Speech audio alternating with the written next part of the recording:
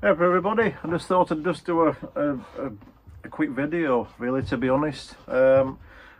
This is just about done now. You know, the boat is just about finished. I've just got a couple little bits to put inside, and there's just a few bits on the outside to do, like fitting the antennas and the radar and stuff like that, but it's technically done. I can actually take it away now and enjoy it. So yeah, I'll just give you a quick video before I embark on that, to be fair. I just want to just go back quickly to that roof light that I've just done. It were a nightmare to get out, to be fair, and it was a bit of a pig of a job. But the reason, I mean, I use butyl tape on our caravan and other things, but the reason why I didn't want to use it on this boat hatch is because the butyl, yeah, it's a non-setting compound, and it's extremely good at keeping weather out, and it moves and expands, and it's also UV. It's got UV properties in it against the sun and things like that.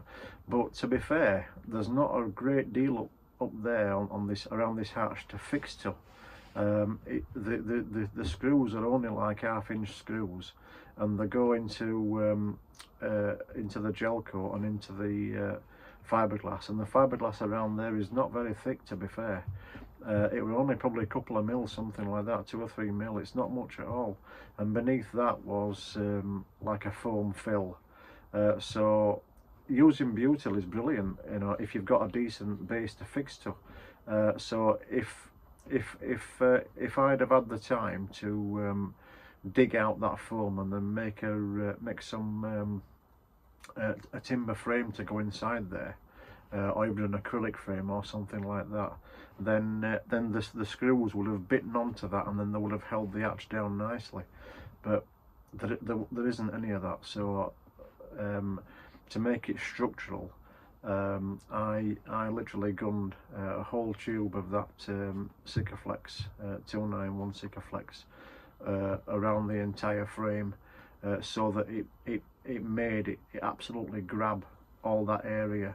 And if it's done right, and the Sikaflex is all in date, and there's no issues, no bad batches, and there's absolutely no reason for it to go soft or let water in or anything like that.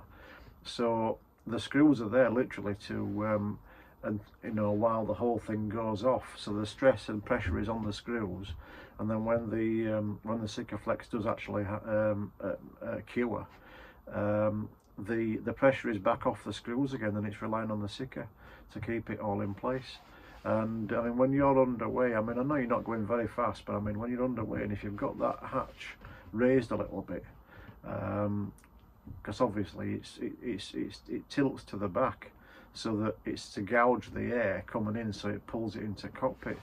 Well, there's constant pressure on that hatch, and you know, if you're under, I mean, you might be out at, I mean, obviously if it's too windy, you might want to shut it. But you know, if that hatch is up and you're letting some cool air in or something, and it's only relying on them screws and butyl tape, I reckon it's going to rip it. It'll rip that tape up. It'll you know, it might move to a degree where it'll start letting water in.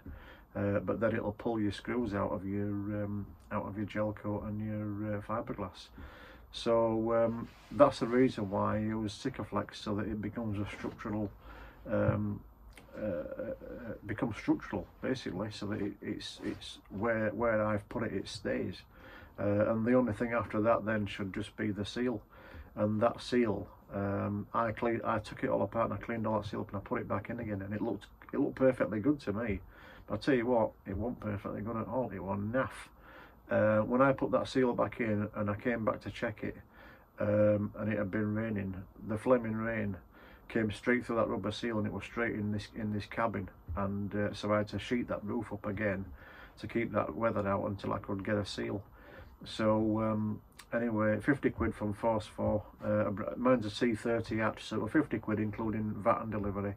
And there no need to use any kind of grease or anything on it. It just went in dry, and it were a perfect fit. It were a bit of a push and a tussle to get it in, because you have to stretch it and get it round. But it went in there and I closed the two halves together and screwed them up, and then put it back onto the fitted it back to the hatch.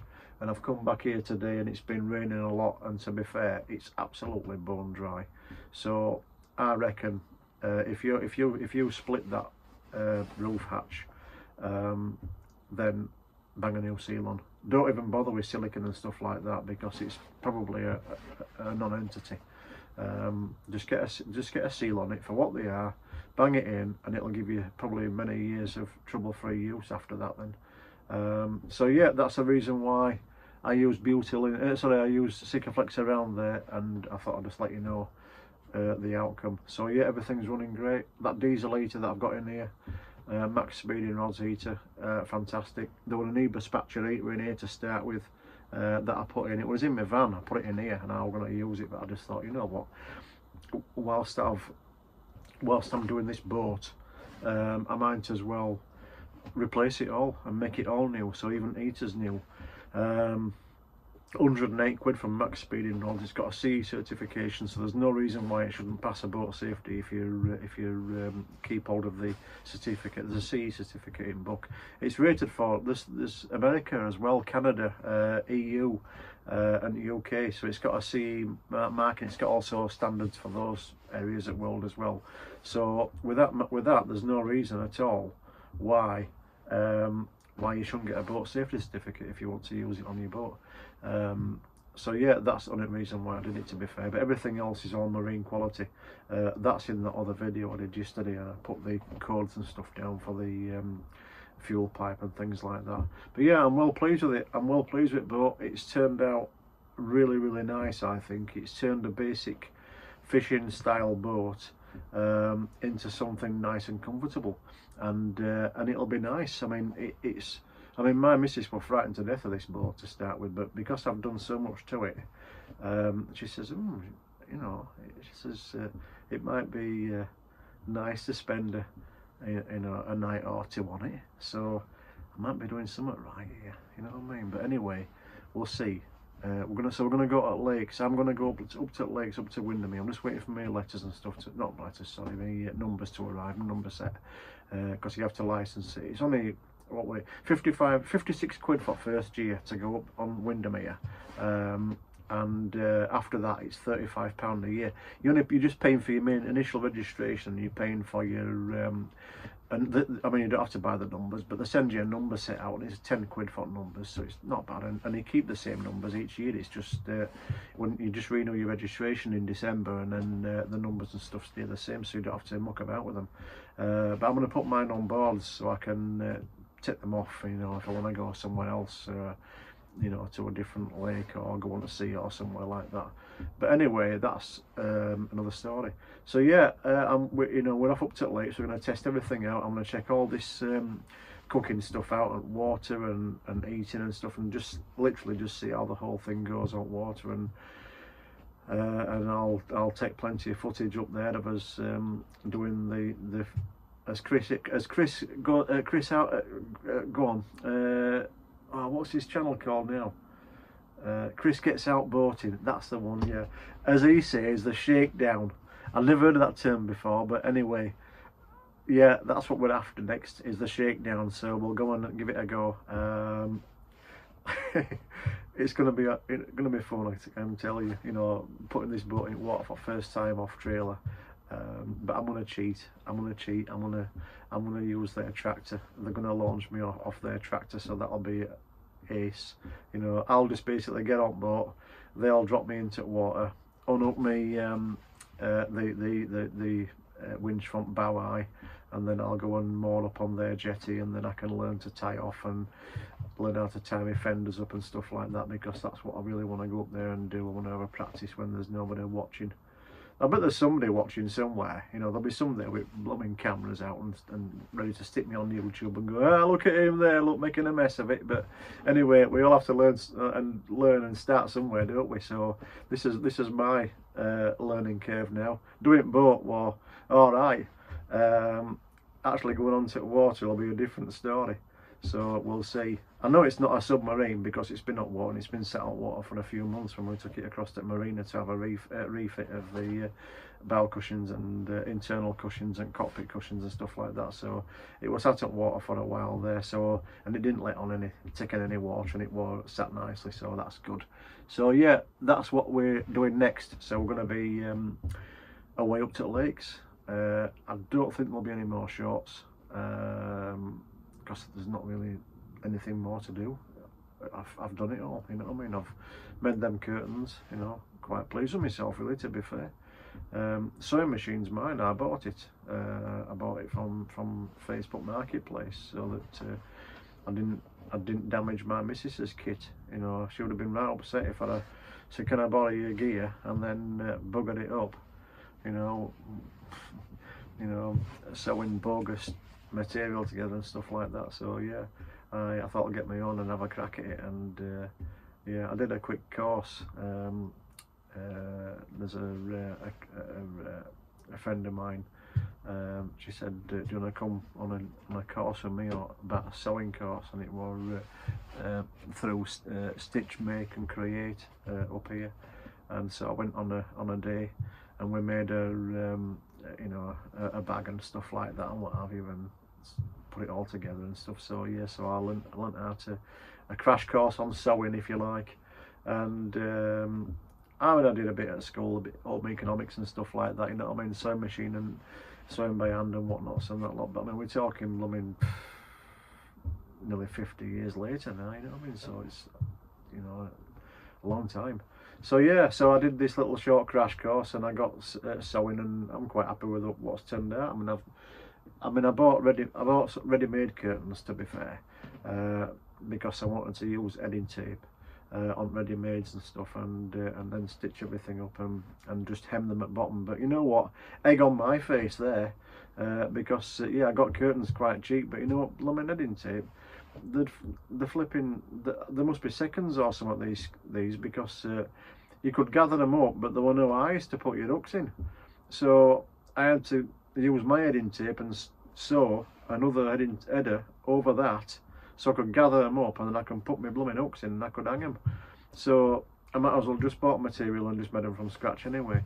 But what I did is I made these curtains, and then there were a lot of surplus material, so I made stuff like curtains for down in Cuddy round here, and I made little curtain for that switch paneling corner there, you know. So, and then I made a lot of little, well, they're not tie backs, but the like wrap around ties with, and I sewed Velcro on so that it grip the curtain, and it just holds them, you know, which is fab. I mean, there, look, there's one there, so it just holds it in that position. It just hangs and floats there. So I made all them as well.